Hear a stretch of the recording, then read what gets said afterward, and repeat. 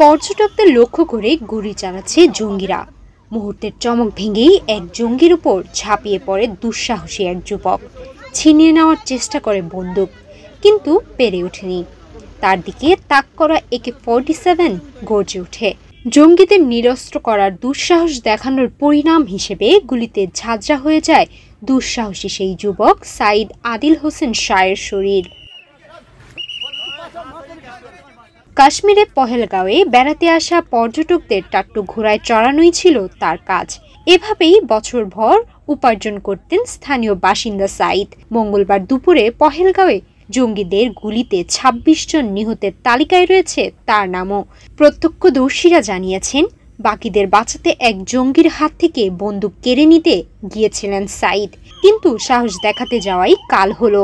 একমাত্র তিনিই জঙ্গিদের সামনে প্রতিবাদ গড়ে তুলেছিলেন, পরিণামে প্রাণ হারাতে হয়।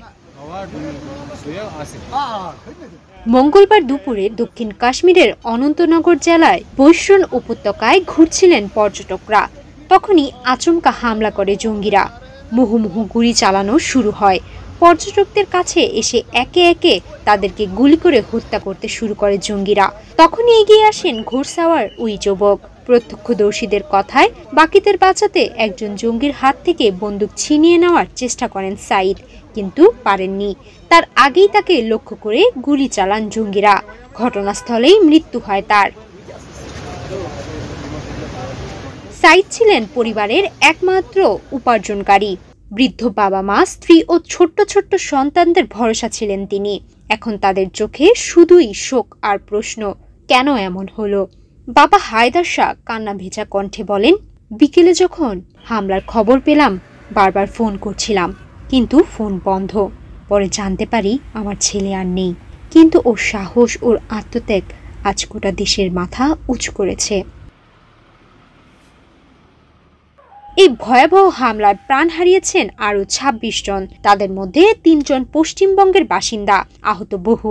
পাকিস্তানি জঙ্গি গোষ্ঠী লস্করি তাইবার ছায়া সংগঠন দ্য রেজিস্ট্যান্ট ফ্রন্ট এই নৃশংস হামলার দায় স্বীকার করেছে। ইতোমধ্যেই তদন্ত শুরু করেছে NIA। এদিকে পহেলগাঁওয়ে পৌঁছেছেন ভারতের স্বরাষ্ট্রমন্ত্রী অমিত শাহ। শহীদদের প্রতি শেষ শ্রদ্ধা জানিয়ে তিনি আশ্বাস দিয়েছেন, দোষীদের কঠিন শাস্তি দেওয়া হবে।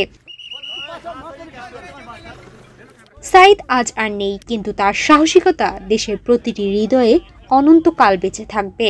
বন্দুকের মুখে দাঁড়িয়ে যিনি প্রতিবাদ করেছিলেন, তিনি শুধুই এক ঘোড়াসাওয়ার নন, তিনি আমাদের সময়ের নায়ক। সুমাইয়া মিতু, বাংলাদেশ প্রতিদিন।